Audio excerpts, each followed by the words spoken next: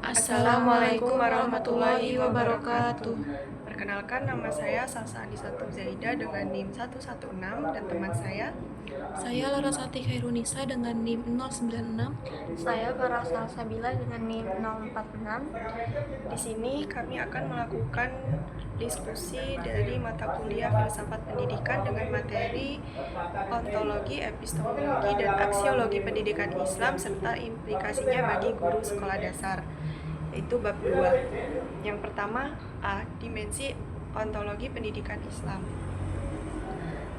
Ontologi membahas hakikat keberadaan dalam pendidikan Islam.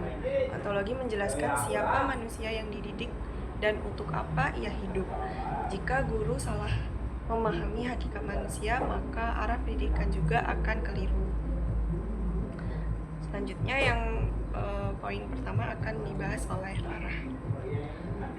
Yang pertama itu Allah sebagai dasar dan pusat pendidikan, yaitu tauhid. Pendidikan Islam berlandaskan tauhid, yaitu keyakinan bahwa Allah adalah sumber segala kebenaran dan tujuan akhir kehidupan. Artinya pendidikan tidak boleh dipisahkan dari nilai ketuhanan. Semua aktivitas belajar harus memiliki orientasi spiritual. Ilmu dalam Islam tidak bebas nilai, ia harus membawa manusia semakin sadar kepada penciptanya. Jika ilmu dipisahkan dari tauhid, maka ilmu bisa digunakan untuk hal yang merusak, seperti manipulasi, kebohongan, bahkan penyalahgunaan kekuasaan. Tauhid juga membentuk kesadaran bahwa setiap perbuatan diawasi oleh Allah. Kesadaran ini melatih kontrol diri siswa sehingga mereka jujur, bukan berarti takut pada guru, tapi juga karena sadar pada Allah. Udah, agak arah-arah gitu. Bagaimana cara menanamkan tauhid dalam pelajaran umum seperti matematika atau IPA? Jadi menanamkan tauhid tidak selalu harus dengan menyebut dalil. Dalam matematika, guru bisa menanamkan nilai kejujuran dalam menghitung. Dalam IPA, guru bisa menunjukkan keteraturan alam sebagai tanda kebesaran Allah. Jadi tauhid dihadirkan dalam nilai dan kesadaran. Jadi bukan hanya dalam teori saja. Implikasi bagi guru sekolah dasar itu yang pertama, mengajar dengan niat ibadah. Jadi kita mengajar ke seluruh siswa itu dengan meniatkan ibadah. Kemudian mengintegrasikan nilai moral dalam setiap pelajaran dan menjadi teladan dalam kejujuran dan kesabaran. Artinya kita harus memberikan contoh dalam sikap kejujuran dan kesabaran Kepada siswa. Terus yang materi kedua,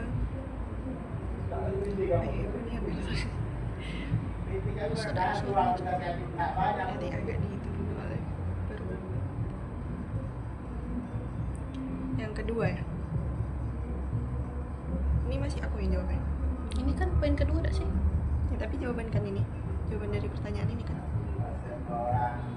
Mana kamu tadi? Iya. Ya kan? Ini enggak sih. Kan yang satu di Farah baca Oh, iya. penjelasannya. Terus yang kedua, penjelasan kedua.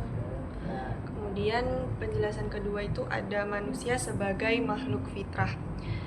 Penjelasan mendalamnya, manusia lahir dalam keadaan fitrah, yaitu membawa potensi menuju kebaikan.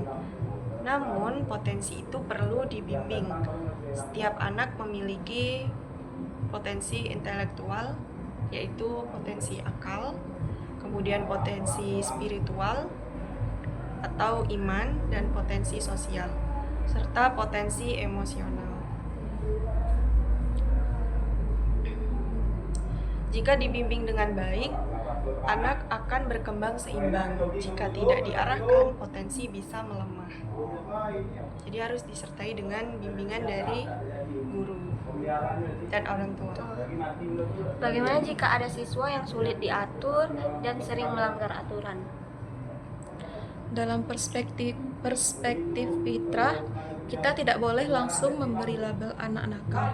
Kita harus melihat bahwa mungkin potensinya belum terarah atau lingkungannya kurang mendukung. Guru harus membimbing, bukan menghakimi. Implikasinya bagi guru SD yaitu tidak memberi label negatif pada siswa, bersikap sabar dan empatik, serta fokus pada pembinaan, bukan hanya pada hukuman. Ini lanjut. Baca yang ketiga. Yang ketiga itu manusia sebagai khalifah. Sebagai khalifah, manusia memiliki tanggung jawab moral dan sosial. Artinya, pendidikan harus menanamkan rasa tanggung jawab sejak dini. Anak perlu dibiasakan bersikap tanggung jawab atas tugasnya, menjaga kebersihan kelas, menghargai perbedaan di kelas, bersikap adil terhadap teman. Ilmu bukan untuk kesombongan, tetapi untuk kemaslahatan. Kemaslahatan. Apa sih? Kebenaran. Coba ilmu sebagai kemaslahatan. Penjelasan dari ilmu. Ilmu sebagai kemaslahatan. Bacain dong kakak. Aduh, lagi. Oh iya di sini.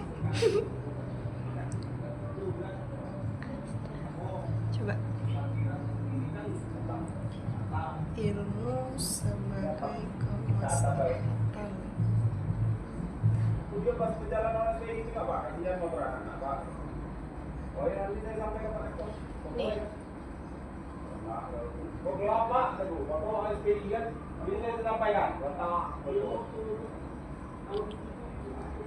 Nah, ilmu sebagai kemaslahatan itu adalah konsep mendasar di mana ilmu pengetahuan agama maupun umum wajib diamalkan untuk memberi manfaat yang nyata, yaitu meningkatkan kualitas hidup dan membangun peradaban yang diridhoi. Itu berbasis pada nilai tauhid, ilmu yang bertujuan menjaga agama, jiwa, akal, harta, dan keturunan.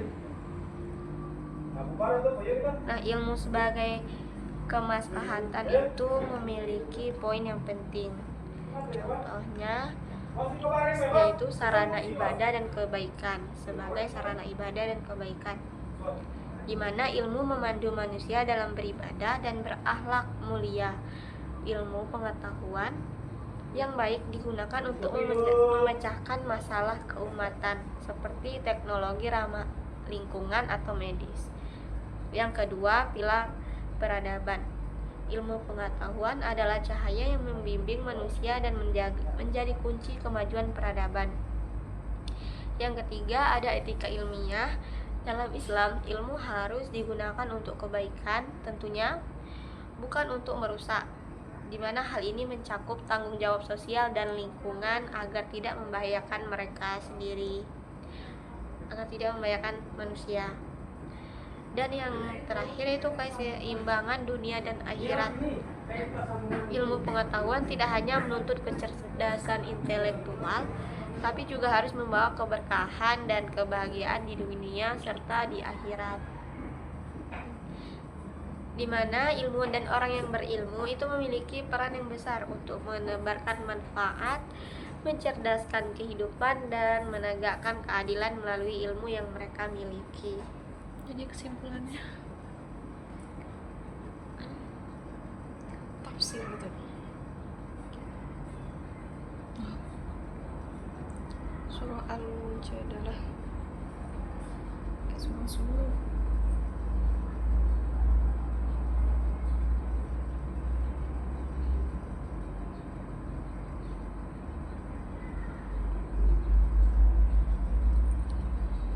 Ini kan lanjutin.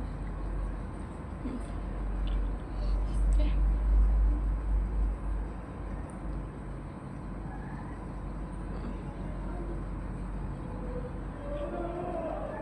Dengerin nggak? Hmm? Udah. Udah. Tapi kalau mau bacanya ilmu sebagai Mana sih? Surat. Surah Al-Mujadalah ayat 11 menampilkan posisi kemuliaan bagi orang-orang yang memiliki ilmu, di mana Allah menyatakan bahwa mereka ditinggikan derajatnya karena kedalaman pemahaman dan kontribusinya terhadap kemaslahatan umat. Hal ini menggambarkan bahwa ilmu bukan sekedar pengetahuan rasional, gitu sih. tetapi juga nilai moral yang mendorong seseorang untuk bersikap bijaksana dan berakhlak mulia. Sementara itu surah At-Taubah ayat 122, apa sih artinya? Menegaskan pentingnya mendalami ilmu agama sebagai kewajiban kolektif Islam, serta menunjukkan bahwa keberlanjutan pendidikan dan pengajaran merupakan bagian penting dalam menjaga keutuhan dan kualitas masyarakat. Secara keseluruhan, ayat-ayat tersebut menghadirkan gambaran komprehensif bahwa ilmu pengetahuan dalam Islam memiliki fungsi spiritual, moral, dan sosial. Ilmu tidak hanya mengantarkan manusia kepada pemahaman intelektual, tetapi juga membimbingnya menuju ketaatan, integritas, serta kontribusi nyata dalam kehidupan bermasyarakat. Dengan demikian, ilmu pengetahuan merupakan pilar utama dalam ajaran Islam yang bertujuan membentuk manusia yang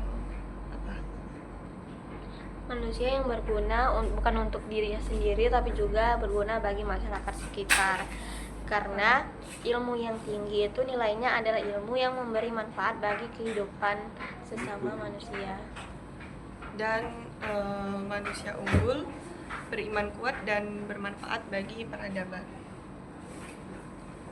Selanjutnya, sebagai guru SD, kita harus menanamkan tanggung jawab sejak dini.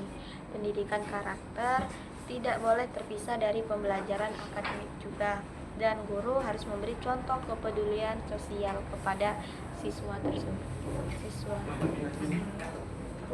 Selanjutnya itu mana sih? Apa tadi? Yang keempat ya?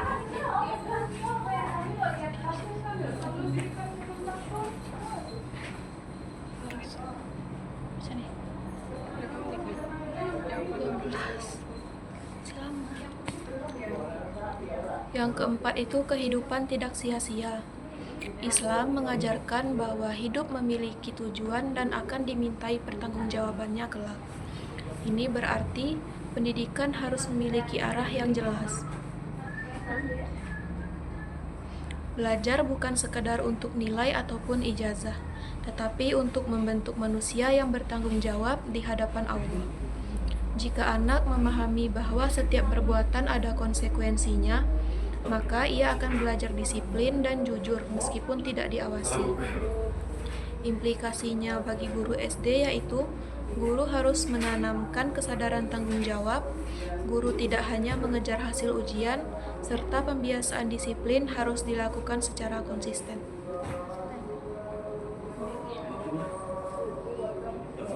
Dimensi epistemik. Nah, bagaimana menanamkan kesadaran tanggung jawab pada anak? Bagaimana? Gimana tuh? Bagaimana cara kita menanamkan kesadaran akan tanggung jawab Cara pada anak-anak yang masih menanamkan kecil? kesadaran apa? Tanggung jawab pada Tanggung anak. jawab pada anak-anak. Tanggung jawab. Menurut kalian apa? Dengan Menanamkan tanggung jawab pada anak dapat dilakukan dengan memberikan tugas sesuai usia, konsisten menerapkan rutinitas. Jadi kayak apa nih? Misal suatu kegiatan itu dijadwalin dan memberi contoh perilaku bertanggung jawab. Libatkan anak dalam aturan, ajarkan konsekuensi logis atas tindakan mereka, serta berikan apresiasi atas usahanya untuk memotivasi kemandirian.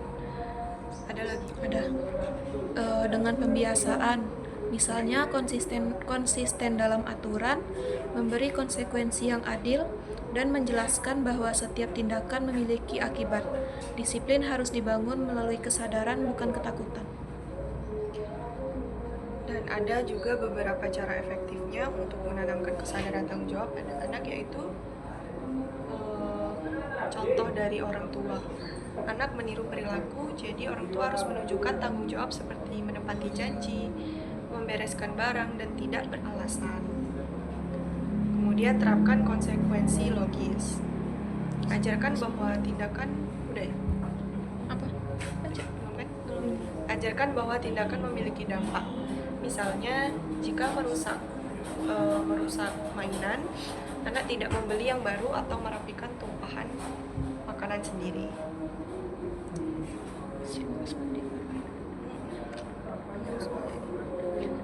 Kemudian ada berikan pujian dan apresiasi. Berikan penghargaan atas usaha, bukan hanya hasil. Pujian seperti terima kasih sudah merapikan mainanmu, meningkatkan motivasi anak tersebut. Terus apa lagi? Libatkan dalam pengambilan keputusan. Berikan pilihan kepada anak untuk memupuk rasa kepemilikan atas keputusannya, seperti memilih pakaian atau merencanakan kegiatan hari libur.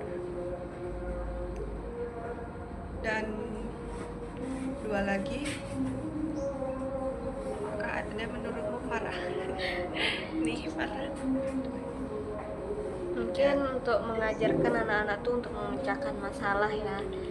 Contohnya? Di saat kayak anak-anak tuh berbuat salah, tanyakan solusi yang bisa mereka pecahkan atau mereka lakukan untuk memperbaiki kesalahan mereka tersebut. Daripada sekedar menghukum. Iya. Kemudian Juga misal beri tanggung jawab pada hewan peliharaan atau tanaman. Jika mereka ingin memelihara hewan, mereka harus tanggung jawab untuk Tidak dengar suara. Takutnya. jika mereka ingin memelihara hewan atau tanaman, mereka harus tanggung jawab dengan memberi makan atau menyiram tanaman tersebut, yaitu untuk mengajarkan kepedulian dan tanggung jawab kepemilikan mereka. Jadi melalui pembiasaan sejak dini, anak akan belajar membedakan perilaku baik dan buruk, serta siap menghadapi konsekuensi atas pilihannya. Next. Next. Mana ini? Nah, selanjutnya yaitu dimensi epistemologi pendidikan Islam. Epistemologi ini membahas sumber dan cara memperoleh ilmu. Yang pertama itu wahyu sebagai sumber nilai. Wahyu menjadi pedoman moral dalam menentukan benar dan salah. Ia membimbing akal agar tidak menyimpang. Ilmu tanpa wahyu bisa disalahgunakan untuk kepentingan pribadi.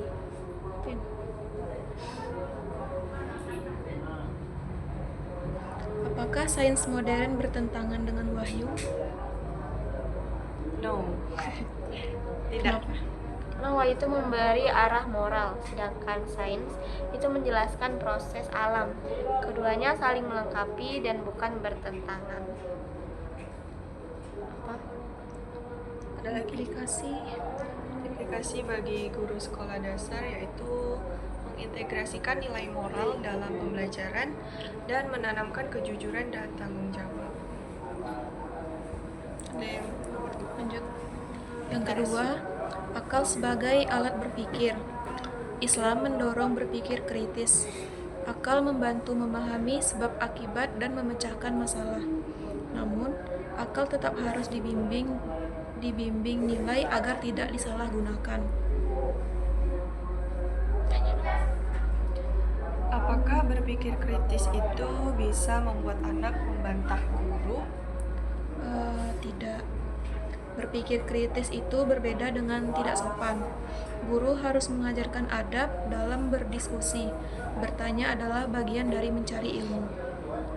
Implikasinya yaitu memberi ruang bertanya, menggunakan diskusi dan eksplorasi, serta tidak mematikan rasa ingin tahu siswa. Ini udah untuk siswa. Nah,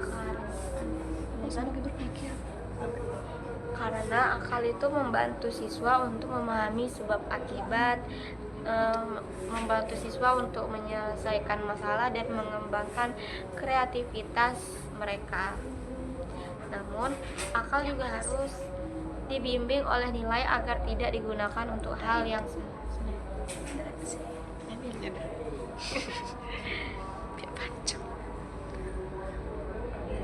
Ketiga lagi. Sabar dong, dijeda aja. Hmm?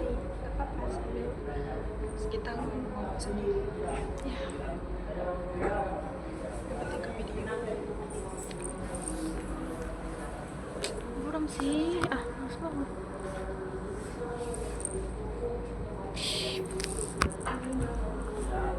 Udah bagus. Kemudian yang ketiga itu ada pengalaman sebagai media pembelajaran. Penjelasannya, anak sekolah dasar belajar lebih efektif melalui pengalaman langsung seperti praktikum dan observasi. Pengalaman membuat ilmu lebih melekat dan bermakna. Seperti apanya? Bentar. Coba. Apakah yang ke nomor 3? Apakah metode ceramah tidak efektif? Metode ceramah. Tidak. Apakah metode ceramah tidak efektif? Ceramah itu tetap diperlukan, tapi harus dikombinasikan dengan praktik, di mana anak usia SD membutuhkan pengalaman yang konkret. Apa ya?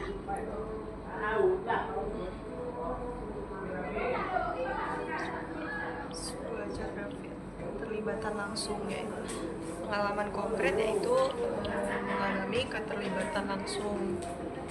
Jadi mengalami situasinya sendiri, misal simulasi dan praktik. Kemudian pemicu respon, merangsang respon emosional dan fisik yang kuat. Konteks nyata berbasis pada situasi nyata, objek, fisik, dan aktivitas praktis. Iya. Ini videonya kan bukan diedit. Enggak harus. Gitu aja. Soalnya dia ngedit. Kita editin sekali. Edit gimana? Itu Kayak intro hari gitu ya? kasih intro. Langsung pendapat tidak cukup ya itu. Sebagai guru SD kita harus kreatif dalam metode pembelajaran, di mana membuat pembelajaran lebih aktif dan menyenangkan.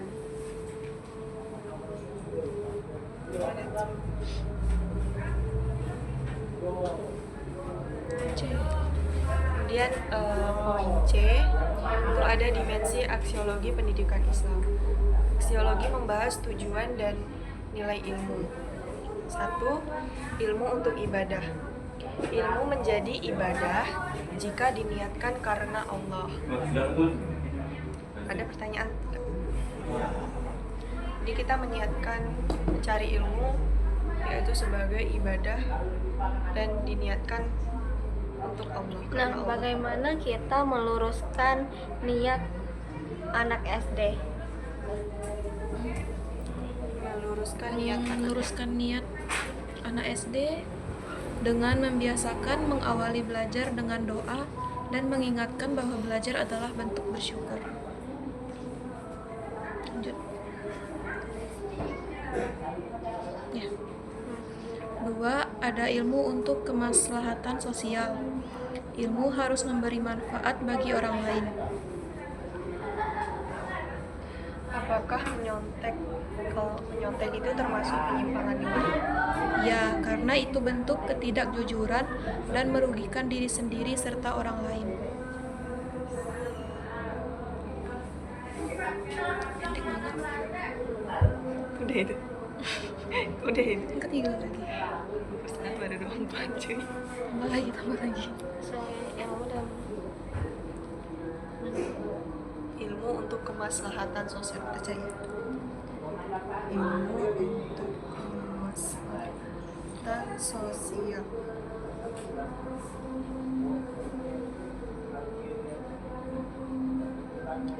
Maslahah adalah penerapan pengetahuan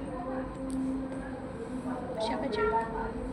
yang bertujuan memberikan manfaat nyata, meningkatkan kualitas hidup, dan memecahkan masalah masyarakat. Pendekatan ini menuntut ilmu tidak hanya teoritis, tetapi transformatif dalam menciptakan kesejahteraan, keadilan, dan harmoni serta berlandaskan etika. Ini ada penjabaran ilmu untuk kemaslahatan sosial. Fikih sosial Islam menggunakan pemahaman hukum Islam yang kontekstual untuk menjawab permasalahan masyarakat. Tidak hanya terbatas pada ritual ibadah, tetapi mencakup kemaslahatan umat. Dan etika ilmiahnya itu memastikan ilmu pengetahuan berkembang sejalan dengan nilai moral dan kemanusiaan, menghindari dampak negatif atau ekologis sosial, serta menjadi sarana ibadah. Kesimpulannya, Prinsip utamanya adalah Apakah semua ilmu pasti membawa kemaslahatan?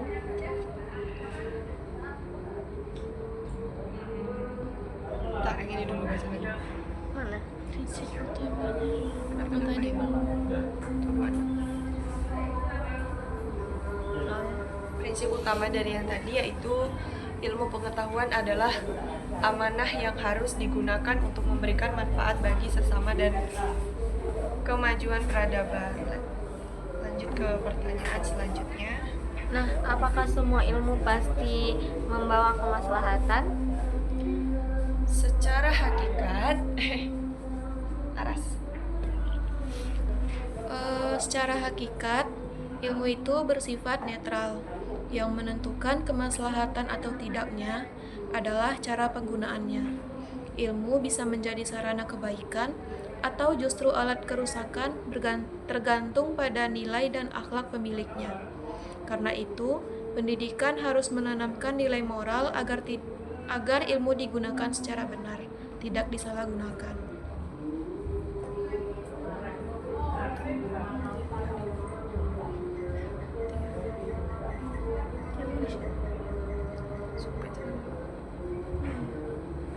Ya, Jumat nih.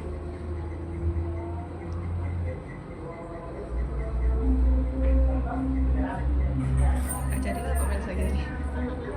Gak boleh lihat aja gitu. Lagi.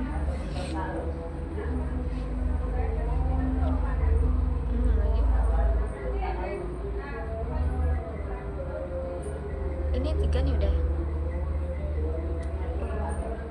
Belum kan? Belum, tapi kan tadi Tadi ilmu kemaslahatan sosial kan?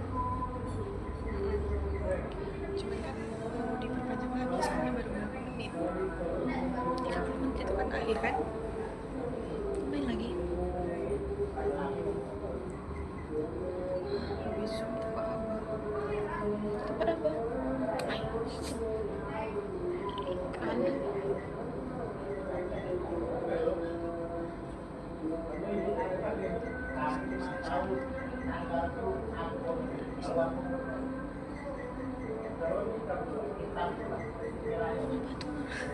Gak ada masuk kalau sekarang tuh.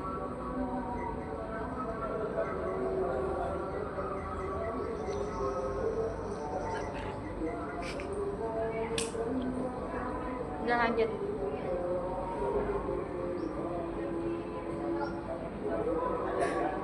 Ya, lanjut. 8 10 menit lagi. Bisa kok. Yang ketiga itu ilmu untuk membentuk akhlak yang mulia. Gimana tuh caranya ilmu membentuk akhlak mulia? Misal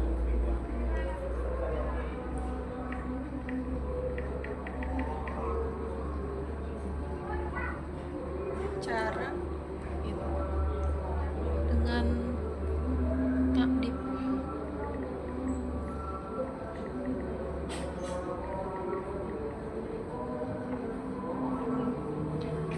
panjang nih. Caranya apa tadi? Ilmu membentuk akhlak yang mulia. Caranya dengan memberikan pemahaman prinsip moral, meneladani perilaku Nabi, serta melatih diri secara konsisten melalui pengajaran dan kebiasaan.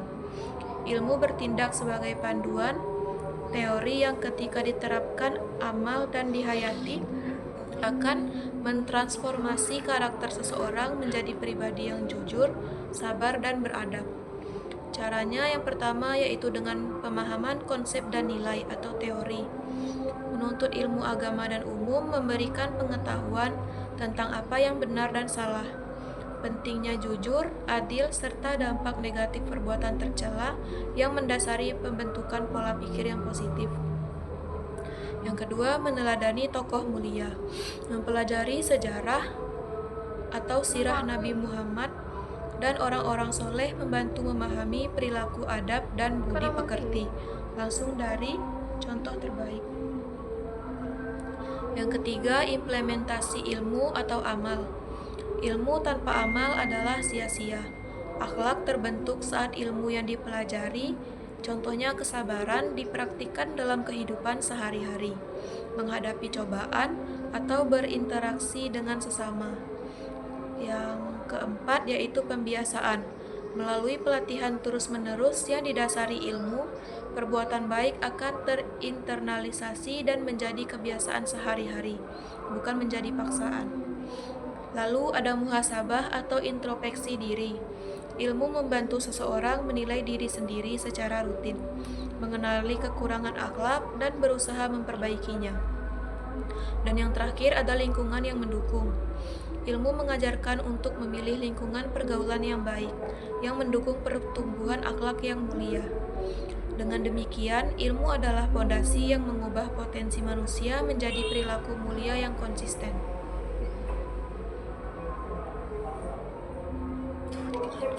Nih, apakah semua orang berilmu pasti berakhlak baik? Tidak. Tidak selalu. Ilmu itu harus diiringi dengan internalisasi nilai. Jika ilmu hanya berhenti pada pengetahuan tanpa penghayatan, maka ia belum membentuk akhlak. Karena itu, pendidikan Islam menekankan keseimbangan antara ilmu dan pembiasaan sikap. Ya. Mengapa akhlak menjadi tujuan utama dalam pendidikan Islam? Dalam pendidikan Islam, akhlak itu menjadi indikator keberhasilan pendidikan, di mana kecerdasan intelektual itu penting. Tetapi tanpa akhlak dapat menimbulkan bahaya. Contohnya, seseorang yang cerdas tapi tidak jujur dapat menyalahgunakan kepintarannya. Seseorang yang berilmu tinggi tapi tidak memiliki empati dapat merugikan orang lain. Sebaiknya, akhlak yang baik akan membuat ilmu menjadi berkah dan bermanfaat. Mana yang lebih utama, prestasi akademik atau akhlak? Keduanya penting, tetapi akhlak adalah fondasi. Prestasi tanpa akhlak bisa merusak, tetapi akhlak yang baik akan menjaga dan mengarahkan prestasi agar digunakan secara benar. Nah, pada tingkat sekolah dasar, pembentukan akhlak itu sangat menentukan masa depan anak. Anak usia SD adalah masa pembiasaan mereka. Jadi apa yang ditanamkan pada usia dini, mereka akan membentuk karakter hingga dewasa. Ya, Itu Bapak tuh pas SD itu membentuk sikap. kalau udah gagal dewasa, jadi dajjal. Iya. kalau udah dewasa nggak bisa dirubah. Ya, Bisa nggak? Bisa, tapi tergantung susah ya. orangnya. Pembentukan karakter. Berarti kita kalau jadi guru SD itu berperan penting juga ya. Nah ya, peran Harus kita bisa. selanjutnya tuh peran kita sebagai guru SD itu menjadi guru sebagai teladan, di mana guru harus menunjukkan akhlak yang mulia dalam sikap sehari-hari seperti sabar, adil, dan jujur. Anak akan belajar lebih banyak kepada guru mereka sebagai contoh daripada teori semata. Yang kedua, mengintegrasikan nilai dalam pembelajaran. Setiap mata pelajaran harus mengandung pesan moral. Misalnya dalam matematika itu mengajarkan tentang kejujuran ya. Yang kedua tuh dalam IPA menanamkan rasa syukur atas ciptaan Allah. Dan dalam IPS menanamkan sikap empati dan kepedulian sosial, kayak kepedulian terhadap sesama gitu.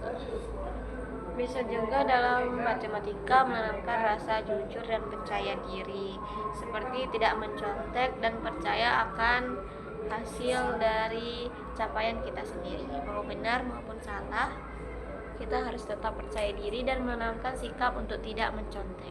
Yap, yap, yap. Selanjutnya, Pembiasaan karakter. Yang ketiga itu ada pembiasaan karakter. Akhlak tidak cukup diajarkan, tetapi harus dibiasakan melalui disiplin waktu, tanggung jawab tugas, dan sikap saling menghargai. Disiplin waktu. Jadi jika suatu suatu aturan atau apa sudah dijadwalkan, kita harus datang tepat waktu. jangan dibiasakan telat. Ngoret.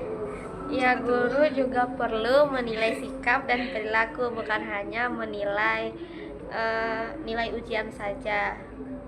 Nah, bagaimana cara kita membentuk akhlak jika lingkungan luar sekolah kurang mendukung? Pastinya tuh kayak kalau luar sekolahnya tuh membawa Apa tadi? pengaruh negatif, bagaimana caranya? Cara kita membentuk akhlak jika Caranya lingkungan tuh di luar sekolah tidak mendukung. Sekolah harus menjadi lingkungan yang konsisten dalam nilai. Meskipun lingkungan luar itu kurang mendukung, kan lingkungan luar itu beragam ya. Pembiasaan yang kuat di sekolah dapat menjadi pondasi yang kokoh bagi anak. Keteladanan guru sangat berpengaruh. Jadi guru tuh mencontohkan Hal-hal yang hal-hal baik. yang baik, walaupun luarnya tuh kurang Soalnya lebih mendukung. banyak waktu di rumah nggak sih kalau masa-masa SD tuh? Iya. Lebih banyak menghadapi lingkungan di luar sekolah, yaitu di rumahnya. Jadi sebagai orang tua juga harus bisa bekerja sama Dengan guru. Dalam membentuk karakter anak. dan harus mengawasi tempat bermain anak saat di rumah gitu kan. Iya. Lingkungan bermain anak itu harus kita awasi. Kemudian yang Kelima, Iya. Kelima itu ilmu dan akhlak sebagai tujuan akhir pendidikan. Jadi ilmu yang membentuk akhlak akan melahirkan pribadi yang jujur dalam perkataan dan perbuatan, bertanggung jawab terhadap tugasnya, rendah hati meskipun berprestasi, dan peduli terhadap sesama. Jadi inilah tujuan sejati pendidikan Islam, membentuk manusia yang tidak hanya cerdas tapi juga akhlak yang mulia. betul guys. Tinggal deh. masih ada ya? Enggak, kok bisa ada deh. 15 menit lagi. Ngamping Apa? 15 menit lagi. Bisa. Orang pengen end yuk. Masih ada kok. Ini Ada. simpulan dari akhlak yang mulia nih. Jadi Siapa yang eh, baca? Jadi ilmu untuk membentuk akhlak yang mulia itu ilmu dalam pendidikan Islam bukan hanya alat untuk mencapai kesuksesan duniawi, tapi juga sarana membentuk akhlak yang mulia. Ilmu harus melahirkan kesadaran moral, tanggung jawab, dan kepedulian sosial atau sesama masyarakat. Bagi guru SD, ini menjadi pengingat bahwa tugas utama bukan hanya mengajarkan materi atau akademik semata, tapi juga membentuk karakter. Pendidikan yang berhasil adalah pendidikan yang melahirkan siswa yang berilmu sekaligus berakhlak.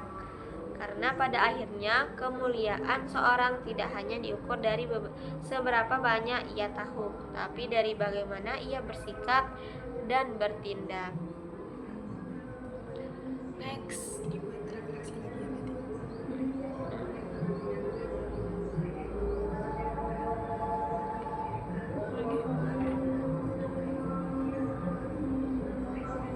Simpulan enggak?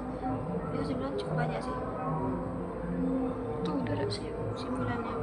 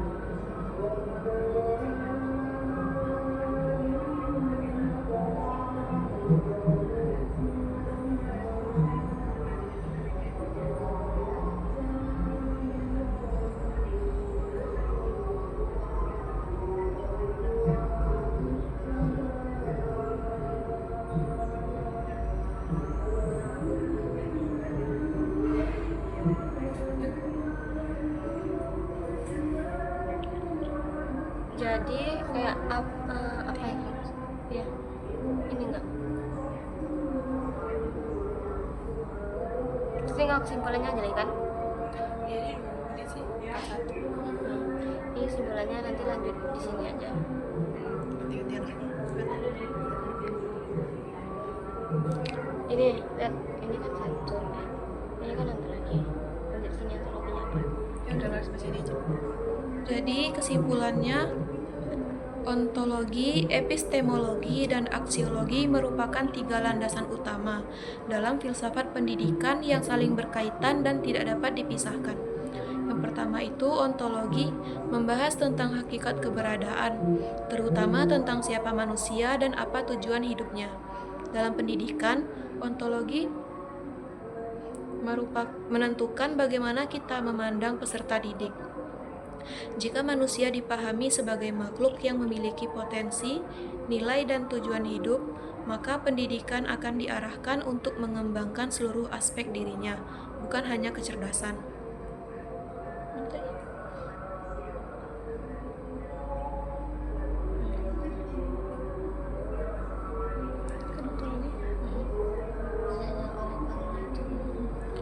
Oleh karena itu, pendidikan tidak boleh sekedar menjadi proses transfer ilmu, tetapi harus menjadi proses pembinaan manusia itu seutuhnya, baik aspek spiritual, intelektual, emosional maupun sosialnya.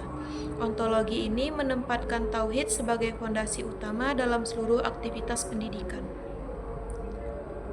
Masih banyak Kedua, Singkat. Lanjut aja dari sini.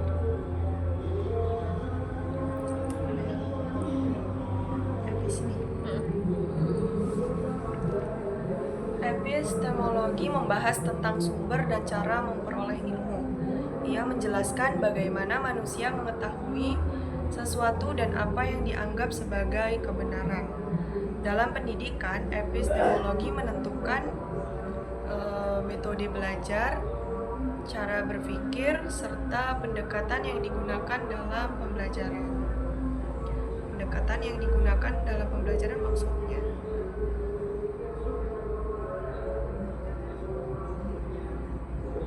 Ya, kedua ya. Jadi yang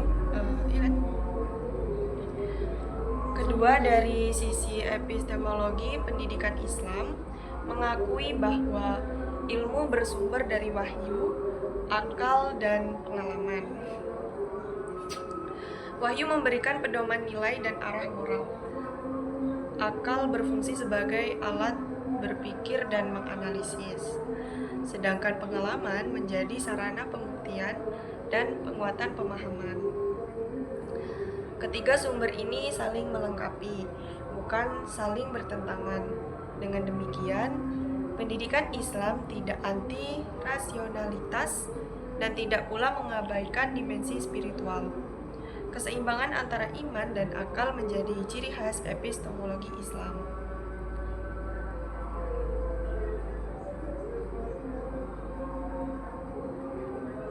Masih banyak kan ini? Kalau enggak, kita cari ini. Pendekatan yang digunakan dalam pembelajaran itu apa? Ya, cari. Apa ya? Enggak, nyari ini dulu, jangan dikasih dulu. Apa tuh? Pendekatan apa? Yang digunakan dalam pembelajaran. Ya kayak kita sebutin tadi lah contohnya tuh ya. Pendekatannya.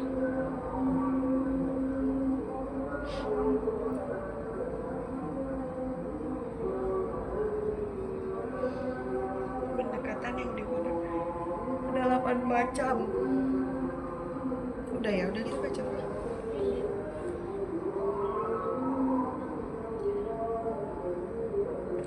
Yang kita sebutin tadi, contoh-contoh yang kita sebutin tadi sudah termasuk tuh pendekatan pembelajaran. Ya udah, lanjut. Ketiga. Ya. Ketiga, aksiologi, yaitu membahas tentang nilai dan tujuan ilmu. Ilmu tidak hanya untuk diketahui, tapi juga harus digunakan untuk kebaikan. Dalam pendidikan, aksiologi memastikan bahwa ilmu yang dipelajari membawa manfaat, membentuk akhlak, dan memberi dampak positif bagi masyarakat. Dampak positif. Membentuk manusia yang beriman, berilmu, berakhlak. Nah, ketiga dimensi filosofis tersebut menjadi landasan dalam merancang kurikulum, metode pembelajaran, serta sikap pendidik.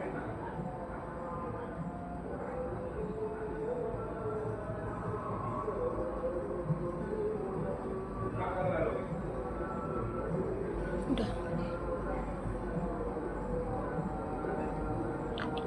Bagi guru SD, Bagi guru sekolah dasar, pemahaman terhadap apa itu? ontologi, epistemologi, dan dan aksiologi. aksiologi.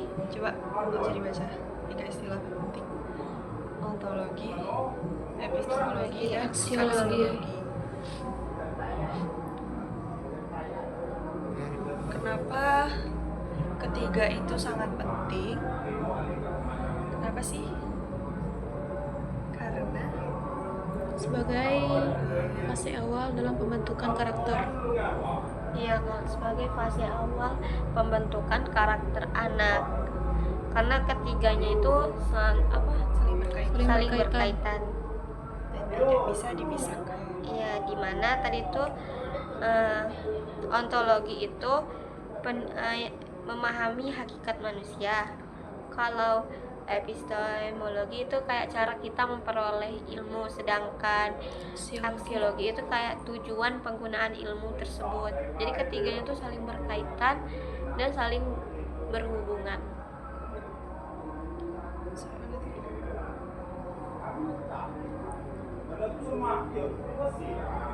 Bukan hanya itu. Iya, saya sama kayak guru SD. Jadi guru itu bukan hanya pengajar materi, tetapi pembimbing fitrah, penanam nilai, dan teladan moral. Guru harus mengajar dengan kesadaran bahwa setiap tindakan pendidikan memiliki dampak jangka panjang terhadap kepribadian siswa. Iya. Jadi setiap tindakan pendidikan yang kita lakukan itu berdampak sangat lama ya Berdampak juga bagi terhadap kepribadian siswa, siswa. kepribadian atau karakter. Nih, dengan demikian bab 2 mengajarkan bahwa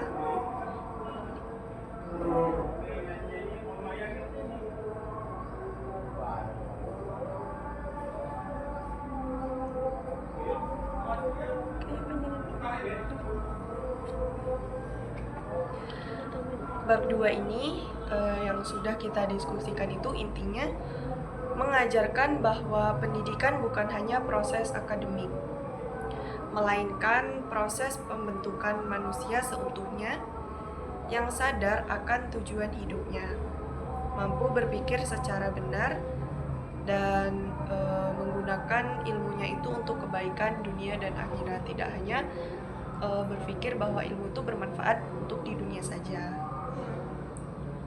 tapi jika kita mencari ilmu diniatkan untuk beribadah kepada Allah Subhanahu wa Ta'ala, itu akan menjadi kebaikan kita di akhirat juga.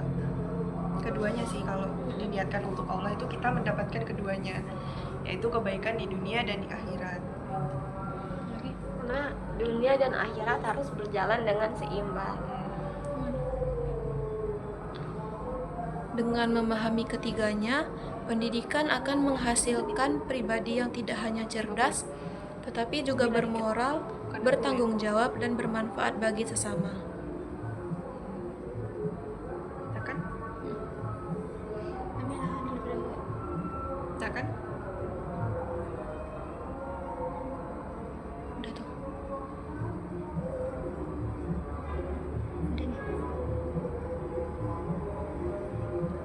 Udah. Ontologi, epistemologi, dan aksiologi. 3 istilah penting dalam pendidikan Islam ya. Ya kan? Udah yuk. Udah. Berapa nih? Ayo cepat. Udah. Kan? Sekian diskusi dan pemaparan materi dari bab 2. Sekian dari kami akhiri. Wassalamualaikum warahmatullahi wabarakatuh.